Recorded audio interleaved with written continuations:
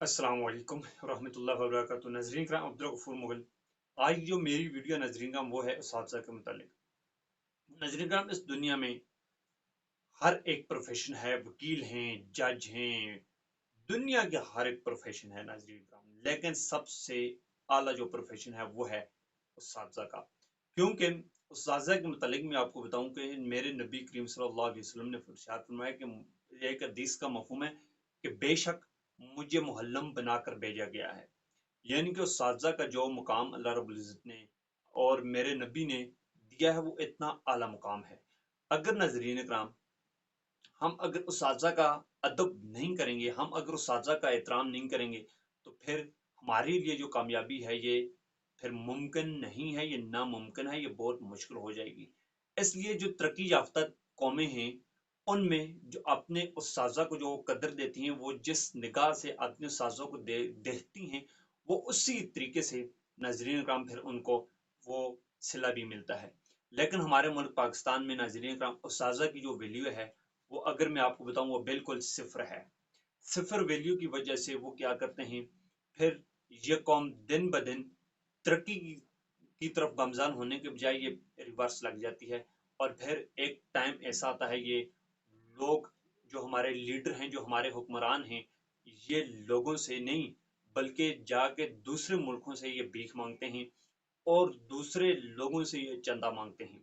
और जिस वक्त ये चंदा मांगते हैं, जिस वक्त इनको लोग पैसे दे देते हैं, ये अपनी बहुत बड़ी कदर समझते हैं। ये अपना सर ऊंचा करके ये पाकिस्तान में आते हैं, पाकिस्तान की धरती पर अपना कदम रखते हैं और ये कहते हैं कि भाई हमें इतना फलां मुल्क ने कर्जा दे दिया, इतना दे दिया, हम इतने हो गए, ये हो गया, ये हो गया। अगर देखा जाए तो ये सब लौट रहे हैं हमारे मुल्क को। और इसकी जो मेन वजह है नजरीन कराम, वो सिर्फ क्या है, वो उस्तादा का एहतराम नहीं करना है। हम जितने आजकल जो फौज को हम दे रहे हैं, हम उसकी जो टीए कर रहे हैं, जितने जजों को, जितने दूसरे लोगों को कर रहे हैं, इसकी बनिस्बत हमारा जो मुल्क है, इस मुल्क में उस्तादा को एक आना भी नहीं दिया जाता। इसलिए नजरीन इकराम, मैं आपको एक बाबा इशफाक का एक वाक्य में आपके सामने पेश करने जा रहा हूँ। वो इटली में थे तो उनका चलान हो गया। वो कहते हैं जिस वक्त मेरा चलान हुआ, वह ये कि मैं मसरूफियत की वजह से मैं पेश ना हो सका, वो चलान जो है वो मैं जमा ना करवा सका। तो फिर ऐसा हुआ कि अदालत ने मुझे बुला लिया। जाहिर सी बात है, हर मुल्क का अपना अपना असूल होता है, अपने कानून होते हैं, अपने उनके लॉ होते हैं, जिस वजह से वो उस लोग उसको फॉलो भी करते हैं। तो इनको अदालत में पेश किया गया। जिस वक्त अदालत में पेश किया गया तो हुआ ये कि मुझसे पूछा कि आपने चलान अभी तक क्यों नहीं जमा करवाया। तो उन्होंने कहा कि मैं एक टीचर हूँ, मैं एक प्रोफेसर हूँ। ये लफ्ज वो कह रहे हैं कि मैंने कहने थे, जज भी अपनी कुर्सी से खड़ा हो गया। और खड़ा होने के बाद उसने बोला कि हमारी अदालत में एक टीचर आया है, लिहाजा इसका जितना भी चलान है वो भी कैंसिल कर दो। और ये नहीं कि उनकी वहां पे बड़ी उनकी उनको वेलकम कहा गया, उनका जो चलान था वो भी कैंसिल कर दिया गया। और बाबा इशफाक कहते हैं कि मैं उसी वक्त उस कौम की तरक्की का राज समझ गया कि ये कौम बहुत आगे जाएगी। नाजरीन, आज हमारे सामने है वो कौम, वो मुल्क हमारे सामने है कि उस वो कहाँ तक पहुंच गई है।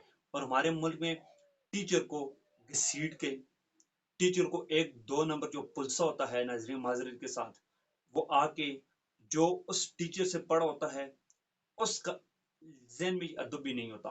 वो आके क्या करता है, उस उस्ताद को घसीटता है और उसको अदालत तक लेके जाता है, थानों तक, जेलों तक लेके उसको जाता है। और आगे आप उसका नतीजा भी देख लें, अदालतों का इंसाफ भी देख लें नाजरीन का। जो 20-22 साल से एक एक केस अदालत में पड़ा हुआ है, जो इंसाफ का वो बोलबाला है। और नतीजा ये होता है कि हमारे मुल्क का जो निज़ाम है, सिर्फ एक उस्ताद की वजह से हमारे अंदर जो मैं है, हमने मैं को पाल रखा है अपने अंदर, और हम लोग ज़लील और रुसवा हो रहे हैं। ये ज़ाहिर सी बात है, अगर मैं एक वीडियो इंशाल्लाह मैं बनाऊंगा कि टीचर अपनी इज्जत क्यों खो रहा है, ये अलग टॉपिक है। लेकिन जो मेन बात है नाज़रीन का, कामयाब लोग उस्ताद की अच्छाइयों को देखते हैं, कामयाब लोग उस्ताद की बुराइयों को नहीं देखते।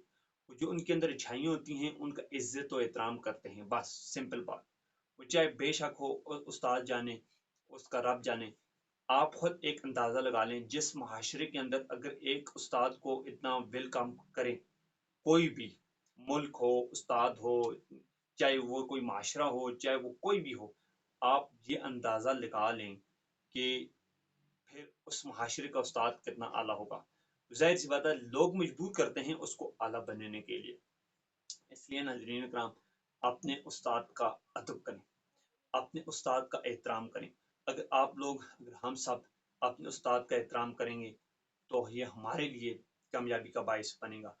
اس لیے میں اساتذہ کی بھی گزارش یہ کروں گا کہ آپ بھی کم از کم جو آپ کے اسٹوڈنٹ ہیں ان اسٹوڈنٹ کو آپ تھوڑی سی ویلیو بھی دیا کریں. ویلیو دینے کا مطلب یہ ہے آپ ان کو سلام کر لیا کریں. یہ لازمی نہیں ہے کہ اسٹوڈنٹ ہی آپ کو کریں، سلام کرنا یہ سنت طریقہ ہے. آپ کو بھی نیکیاں مل سکتی ہیں.